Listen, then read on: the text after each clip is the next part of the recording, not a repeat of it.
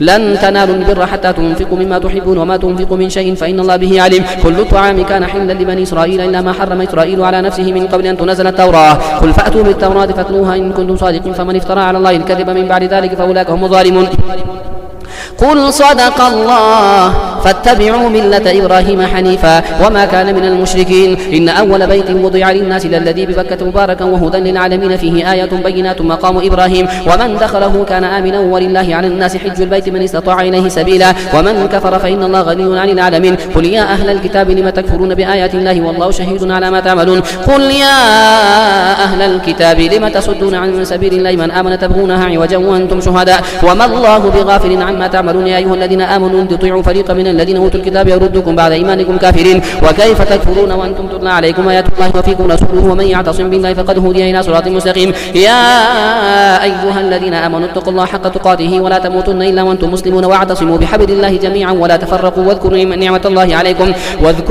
الله عليكم إذ كنتم أعداء فألف بين قلوبكم فأصبحتم بنعمته إخوانا وكنتم على شفا حفرة من النار فأنقذكم منها كذلك يبين الله لكم آياته لعلكم تهتدون. ولتكن منكم أمة يدعون إلى الخير ويأمرون بالمعروف وينهون عن المنكر وأولئك هم المفلحون. ولا تكونوا كالذين تفرقوا واختلفوا من بعد ما جاءهم البينات وأولئك لهم عذاب عظيم. يوم تبيض وجوه وتسود وجوه فأما الذين اسودت وجوههم كفرتم بعد إيمانكم فذوقوا العذاب بما كنتم تكفرون وأما الذين ابيضت وجوههم ففي رحمة الله هم فيها خالدون. تلك آيات الله نتلوها عليك بالحق وما الله يريد ظلما للعالمين ولله ما في السماوات وما في الأرض وإلى الله ترجع الأمور. كنتم خير أمة أخرجت للناس تأمرون بالمعروف وتنهون عن المنكر وتؤمنون بالله ولو آمن أهل الكتاب لكان خيرا لهم منهم المؤمنون وأكثرهم الفاسقون لن يضركم إلا أذى وإن يقاتلوكم يولوكم الأدبار ثم لا ينصرون. ضربت عليهم الذلة أينما ثقفوا إلا بحبل من الله وحبل من الناس وباءوا بغضب من الله وضربت عليهم المسكنة ذلك بأنهم كانوا يكفرون بآيات الله ويقتلون الأنبياء بغير حق ذلك بما عصوا وكانوا يعتدون. ليسوا سواء من أهل الكتاب أمة قائمة يتلون آيات الله آناء الليل وهم يسجدون يؤمنون بالله واليوم الآخر ويأمرون بالمعروف وينهون عن المنكر ويسارعون في الخيرات وأولئك من الصالحين. ويأمرون بالمعروف وينهون عن المنكر ويسارعون في الخيرات وأولئك من الصالحين وما يفعلوا من خير فلن يكفروه والله عليم بالمتقين. إن الذين كفروا لن تغني عنهم أموالهم ولا أولادهم من الله شيئا وأولئك أصحاب النار هم فيها خالدون. مثل ما ينفقون في هذه الحياة الدنيا كمثل ريح فيها صر أصابت حرث قوم ظلموا أنفسهم فأهلكته وما ظلمهم الله ولكن أنفسهم يظلمون. يا أيها الذين آمنوا لا تتخذوا بطانة من دونكم لا يألونكم خبالا ودوا ما عنتم قد بدت البغضاء من أفواههم وما تخفي صدورهم أكبر قد بينا لكم الآيات إن كنتم تعقلون. ها أنتم أولئك تحبونهم ولا يحبونكم وتؤمنون بالكتاب كله وإذا لقوكم قالوا آمنا وإذا خلوا عضوا عليكم الأنامل من الغيظ قل موتوا بغيظكم إن الله عليم بذات الصدور. إن تمسسكم حسنة تسؤهم وإن تصبكم سيئة يفرحوا بها وإن تصبروا وتتقوا لا يضركم كيدهم شيئا إن الله بما يعملون محيط. وإذ غدوت من أهلك تبوئ المؤمنين مقاعد للقتال والله سميع عليم. إذ هم الطائفتان منكم أن تفشلا والله وليهما وعلى الله فليتوكل المؤمنون. ولقد نصركم الله ببدر وأنتم أذلة فاتقوا الله لعلكم تشكرون. إذ تقول للمؤمنين ألن يكفيكم أن يمدكم ربكم ب3,000 من الملائكة منزلين بلى إن تصبروا وتتقوا ويأتوكم من فورهم هذا يمدكم ربكم ب5,000 من الملائكة مسومين وما جعله الله إلا بشرى لكم ولتطمئن قلوبكم به وما النصر إلا من عند الله العزيز الحكيم ليقطع طرفا من الذين كفروا أو يكبتهم فينقلبوا خائبين. ليس لك من الأمر شيء أو يتوب عليهم أو يعذبهم فإنهم ظالمون. ولله ما في السماوات وما في الأرض يغفر لمن يشاء ويعذب من يشاء والله غفور رحيم. يا أيها الذين آمنوا لا تأكلوا الربا أضعافا مضاعفة واتقوا الله لعلكم تفلحون واتقوا النار التي أعدت للكافرين وأطيعوا الله والرسول لعلكم ترحمون وسارعوا إلى مغفرة من ربكم وجنة عرضها السماوات والأرض أعدت للمتقين الذين ينفقون في السراء والضراء والكاظمين الغيظ والعافين عن الناس والله يحب المحسنين والذين إذا فعلوا فاحشة أو ظلموا أنفسهم ذكروا الله فاستغفروا لذنوبهم ومن يغفر الذنوب إلا الله ولم يصروا على ما فعلوا وهم يعلمون أولئك جزاؤهم مغفرة من ربهم وجنات تجري من تحتها الأنهار خالدين فيها ونعم أجر العاملين قد خلت من قبلكم سنن فسيروا في الأرض فانظروا كيف كان عاقبة المكذبين هذا بيان للناس وهدى وموعظة للمتقين ولا تهنوا ولا تحزنوا وأنتم الأعلون إن كنتم مؤمنين إن يمسسكم قرح فقد مس القوم قرح مثله وتلك الأيام نداولها بين الناس وليعلم الله الذين آمنوا ويتخذ منكم شهداء والله لا يحب الظالمين وليمحص الله الذين آمنوا ويمحق الكافرين أم حسبتم أن تدخلوا الجنة ولما يعلم الله الذين جاهدوا منكم ويعلم الصابرين ولقد كنتم تمنون الموت من قبل أن تلقوه فقد رأيتموه وأنتم تنظرون وما محمد إلا رسول قد خلت من قبله الرسل أفإن مات أو قتل انقلبتم على أعقابكم ومن ينقلب على عقبيه فلن يضر الله شيئا وسيجزي الله الشاكرين وما كان لنفس أن تموت إلا بإذن الله كتابا مؤجلا ومن يريد ثواب الدنيا نؤته منها ومن يريد ثواب الآخرة نؤته منها وسنجزي الشاكرين وكأي من نبي قاتل معه ربيون كثير فما وهنوا لما أصابهم في سبيل الله وما ضعفوا وما استكانوا والله يحب الصابرين وما كان قولهم إلا أن قالوا ربنا اغفر لنا ذنوبنا وإسرافنا في أمرنا وثبت أقدامنا وانصرنا على القوم الكافرين فآتاهم الله ثواب الدنيا وحسن ثواب الآخرة والله يحب المحسنين يا أيها الذين آمنوا إن تطيعوا الذين كفروا يردوكم على أعقابكم فتنقلبوا خاسرين بل الله مولاكم وهو خير الناصرين سنلقي في قلوب الذين كفروا الرعب بما أشركوا بالله ما لم ينزل به سلطانا ومأواهم النار وبئس مثوى الظالمين ولقد صدقكم الله وعده إذ تحسونهم بإذنه حتى إذا فشلتم وتنازعتم في الأمر وعصيتم من بعد ما أراكم ما تحبون منكم من يريد الدنيا ومنكم من يريد الآخرة ثم صرفكم عنهم ليبتليكم ولقد عفا عنكم والله ذو فضل على المؤمنين إذ تصعدون ولا تلوون على أحد والرسول يدعوكم في إخراجكم فأثابكم غما بغم لكي لا تحزنوا على ما فاتكم ولا ما أصابكم والله خبير ما تعملون ثم أنزل عليكم من بعد الغم أمنة نعاسا يغشى طائفة منكم وطائفة قد أهمتهم أنفسهم يظنون بالله غير الحق ظن الجاهلية يقولون هل لنا من الأمر من شيء قل إن الأمر كله لله يخفون في أنفسهم ما لا يبدون لك يقولون لو كان لنا من الأمر شيء ما قتلنا هاهنا قل لو كنتم في بيوتكم لبرز الذين كتب عليهم القتل إلى مضاجعهم وليبتلي الله ما في صدوركم وليمحص ما في قلوبكم والله عليم بذات الصدور إن الذين تولوا منكم يوم التقى الجمعان إنما استزلهم الشيطان ببعض ما كسبوا ولقد عفى الله عنهم إن الله غفور حليم يا أيها الذين آمنوا لا تكونوا كالذين كفروا وقالوا لإخوانهم إذا ضربوا في الأرض أو كانوا غزا لو كانوا عندنا ما ماتوا وما قتلوا ليجعل الله ذلك حسرة في قلوبهم والله يحيي ويميت والله بما تعملون بصير ولئن قتلتم في سبيل الله ومتم لمغفرة من الله ورحمة خير مما يجمعون ولئن متم أو قتلتم لإلى الله تحشرون فبما رحمة من الله لنت لهم ولو كنت فظا غليظ القلب لانفضوا من حولك فاعف عنهم واستغفر لهم وشاورهم في الأمر فإذا عزمت فتوكل على الله إن الله يحب المتوكلين إن ينصركم الله فلا غالب لكم وإن يخذلكم فمن ذا الذي ينصركم من بعده وعلى الله فليتوكل المؤمنون وما كان لنبي أن يغل ومن يغل يأتي بما غل يوم القيامة ثم توفى كل نفس ما كسبت وهم لا يظلمون أفمن اتبع رضوان الله كمن باء بسخط من الله ومأواه جهنم وبئس المصير هم درجات عند الله والله بصير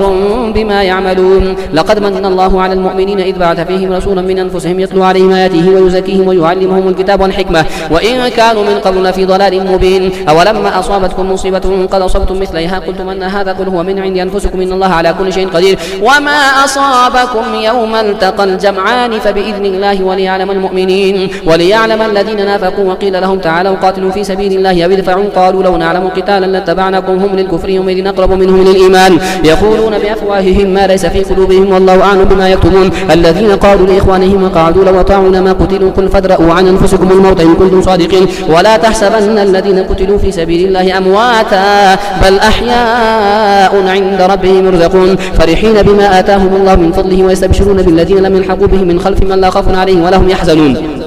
يستبشرون بنعمة من الله وفضل وأن الله لا يضيع أجر المؤمنين الذين استجابوا لله والرسول من بعد ما أصابهم القرح للذين أحسنوا منهم واتقوا أجر عظيم. الذين قال لهم الناس إن الناس قد جمعوا لكم فاخشوهم فزادهم إيمانا وقالوا حسبنا الله ونعم الوكيل فانقلبوا بنعمة من الله وفضل لم يمسسهم سوء واتبعوا رضوان الله والله ذو فضل عظيم. إنما ذلكم الشيطان يخوف أولياءه فلا تخافوهم وخافون إن كنتم مؤمنين ولا يحزنك الذين يسارعون في الكفر إنهم لن يضروا الله شيئا يريد الله ألا يجعل لهم حظا في الآخرة ولهم عذاب عظيم. إن الذين اشتروا الكفر بالإيمان لن يضروا الله شيئا ولهم عذاب أليم. ولا يحسبن الذين كفروا أنما نملي لهم خير لأنفسهم إنما نملي لهم ليزدادوا إثما ولهم عذاب مهين. ما كان الله ليذر المؤمنين على ما أنتم عليه حتى يميز الخبيث من الطيب وما كان الله ليطلعكم على الغيب ولكن الله يجتبي من رسله من يشاء فآمنوا بالله ورسله وإن تؤمنوا وتتقوا فلكم أجر عظيم. ولا يحسبن الذين يبخلون بما آتاهم الله من فضله هو خيرا لهم بل هو شر لهم سيطوقون ما بخلوا به يوم القيامة ولله ميراث السماوات والأرض والله بما تعملون خبير. لقد سمع الله قول الذين قالوا إن الله فقير ونحن أغنياء سنكتب ما قالوا وقتلهم الأنبياء بغير حق ونقول ذوقوا عذاب الحريق ذلك بما قدمت أيديكم وأن الله ليس بظلام للعبيد. الذين قالوا إن الله عاهد إلينا ألا نؤمن لرسول حتى يأتينا بقربان تأكله النار قل قد جاءكم رسل من قبل بالبينات وبالذي قلتم فلم قتلتموهم إن كنتم صادقين فإن كذبوك فقد كذب رسل من قبلك جاءوا بالبينات والزبر والكتاب المنير كل نفس ذائقة الموت وإنما توفون أجوركم يوم القيامة فمن زحزح عن النار وادخل الجنة فقد فاز وما الحياة الدنيا إلا متاع الغرور. لتبلون في أموالكم وأنفسكم ولتسمعن من الذين أوتوا الكتاب من قبلكم ومن الذين أشركوا أذى كثيرا وإن تصبروا وتتقوا فإن ذلك من عزم الأمور. وإذ أخذ الله ميثاق الذين أوتوا الكتاب لتبيننه للناس ولا تكتمونه فنبذوه وراء ظهورهم واشتروا به ثمنا قليلا فبئس ما يشترون. لا تحسبن الذين يفرحون بما أتوا ويحبون أن يحمدوا بما لم يفعلوا فلا تحسبنهم بمفازة من العذاب ولهم عذاب أليم. ولله ملك السماوات والأرض والله على كل شيء قدير. إن في خلق السماوات والأرض واختلاف الليل والنهار لآيات لأولي الألباب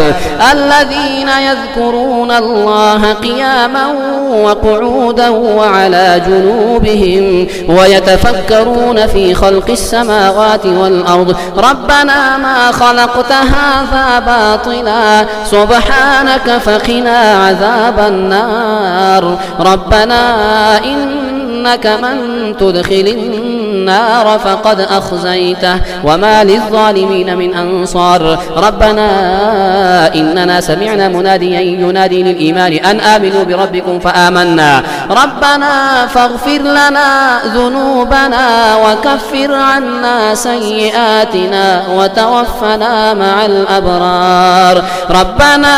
وآتنا ما وعدتنا على رسلك ولا تخزنا يوم القيامة إنك لا تخلف الميعاد. فاستجاب لهم ربهم أني لا أضيع عمل عامل منكم من ذكر أو أنثى بعضكم من بعض فالذين هاجروا وأخرجوا من ديارهم وأوذوا في سبيلي وقاتلوا وقتلوا لأكفرن عنهم سيئاتهم ولأدخلنهم جنات تجري من تحتها الأنهار ثوابا من عند الله والله عنده حسن ثواب. لا يغرنك تقلب الذين كفروا في البلاد متاع قليل ثم مأواهم جهنم جهنم وبئس المهاد. لكن الذين اتقوا ربهم لهم جنات تجري من تحتها الأنهار خالدين فيها نزلا من عند الله وما عند الله خير للأبرار. وإن من أهل الكتاب لمن يؤمن بالله وما أنزل إليكم وما أنزل إليهم خاشعين لله لا يشترون بآيات الله ثمنا قليلا أولئك لهم أجرهم عند ربهم إن الله سريع الحساب.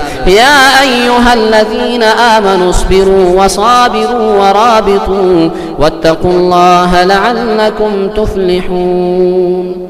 يا أيها الناس اتقوا ربكم الذي خلقكم من نفس واحدة وخلق منها زوجها وبث منهما رجالا كثيرا ونساء واتقوا الله الذي تساءلون به والأرحام إن الله كان عليكم رقيبا. وآتوا أموالهم ولا تتبدلوا الخبيث بالطيب ولا تأكلوا أموالهم إلى أموالكم إنه كان حبا كبيرا. وإن خفتم شقاق بينهما فابعثوا حكما وإن خفتم ألا تقسطوا في اليتامى فانكحوا ما طاب لكم من النساء مثنى وثلاث ورباع فإن خفتم ألا تعدلوا فواحدة أو ما ملكت أيمانكم ذلك أدنى ألا تعولوا. وآتوا النساء صدقاتهن نحلة فإن طبن لكم عن شيء منه نفسا فكلوه هنيئا مريئا. ولا تؤتوا السفهاء أموالكم التي جعل الله لكم قياما وارزقوهم فيها واكسوهم وقولوا لهم قولا معروفا. وابتلوا اليتامى حتى إذا بلغوا النكاح فإن آنستم منهم رشدا فادفعوا إليهم أموالهم ولا تأكلوها إسرافا وبدارا أن يكبروا. ومن كان غنيا فليستعفف ومن كان فقيرا فليأكل بالمعروف. فإذا دفعتم إليهم أموالهم فأشهدوا عليهم وكفى بالله حسيبا. للرجال نصيب مما ترك الوالدان والأقربون وللنساء نصيب مما ترك الوالدان والأقربون مما قل منه أو كثر نصيبا مفروضا. وإذا حضر القسمة أولو القربى واليتامى والمساكين فارزقوهم منه وقولوا لهم قولا معروفا. وليخشى الذين لو تركوا من خلفهم ذرية ضعافا خافوا عليه فليتقوا الله وليقولوا قولا سديدا. إن الذين يأكلون أموال اليتامى ظلما إنما يأكلون في بطونهم نارا وسيصلون سعيرا. يوصيكم الله في أولادكم للذكر مثل حظ الأنثيين إن كن نساء فوق اثنتين فلهن ثلث ما ترك وإن كانت واحدة فلها النصف ولأبويه لكل واحد منهما سدس مما ترك إن كان له ولد فإن لم يكن له ولد وورثه أبواه فلأمه الثلث فإن كان له إخوة فلأمه السدس من بعد وصية يوصي بها أو دين. آباؤكم وأبناؤكم لا تدرون أيهم أقرب لكم نفعا فريضة من الله إن الله كان عليما حكيما. ولكم نصف ما ترك أزواجكم إن لم يكن لهن ولد فإن كان لهن ولد فلكم الربع مما تركن من بعد وصية يوصين بها أو دين. ولهن الربع مما تركتم إن لم يكن لكم ولد فإن كان لكم ولد فلهن الثمن مما تركتم من بعد وصية يوصين بها أو دين. ولهن الربع مما تركتم إن لم يكن لكم ولد فإن كان لكم ولد فلهن الثمن ما تركتم من بعد وصية توصون بها أو دين. وإن كان رجل يورث كلالة أو امرأة وله أخ أو أخت فلكل واحد منهما السدس فإن كانوا أكثر من ذلك فهم شركاء في الثلث من بعد وصية يوصى بها أو دين غير مضار وصية من الله والله عليم حليم. تلك حدود الله ومن يطع الله ورسوله يدخله جنات تجري من تحتها الأنهار خالدين فيها وذلك الفوز العظيم. ومن يعص الله ورسوله ويتعد حدوده يدخله نارا خالدا فيها وله عذاب مهين. واللاتي يأتين الفاحشة من نسائكم فاستشهدوا عليهن 4 منكم فإن شهدوا فامسكوهن في البيوت حتى يتوفاهن الموت ويجعل الله لهن سبيلا. واللذان يأتيانها منكم فآذوهما فإن تابا وأصلحا فأعرضوا عنهما إن الله كان توابا رحيما. إنما التوبة على الله للذين يعملون السوء بجهالة ثم يتوبون من قريب فأولئك يتوب الله عليهم وكان الله عليما حكيما. وليست التوبة للذين يعملون سيئات حتى إذا حضر أحدهم الموت قال إني تبت الآن وللذين يموتون وهم كفار أولئك اعتدنا لهم عذابا أليما. يا أيها الذين آمنوا لا يحل لكم أن ترثوا النساء كرها ولا تعدلوهن لتذهبوا ببعض ما آتيتموهن إلا أن يأتين بفاحشة مبينة وعاشروهن بالمعروف فإن كرهتموهن فعسى أن تكرهوا شيئا ويجعل الله فيه خيرا كثيرا. وإن أردتم استبدال زوج مكان زوج وآتيتم إحداهن لهن قنطارا فلا تأخذوا منه شيئا أتأخذونه بهتانا وإثما مبينا وكيف تأخذونه وقد أفضى بعضكم إلى بعض وأخذن منكم ميثاقا غليظا ولا تنكحوا ما نكح آباؤكم من النساء إلا ما قد سلف إنه كان فاحشة ومقتا وساء سبيلا حرمت عليكم أمهاتكم وبناتكم وأخواتكم وعماتكم وخالاتكم وبنات الأخ وبنات الأخت وأمهاتكم اللاتي أرضعنكم وأخواتكم من الرضاعة وأمهات نسائكم وربائبكم اللاتي في حجوركم من نسائكم اللاتي دخلتم بهن فإن لم تكونوا دخلتم بهن فلا جناح عليكم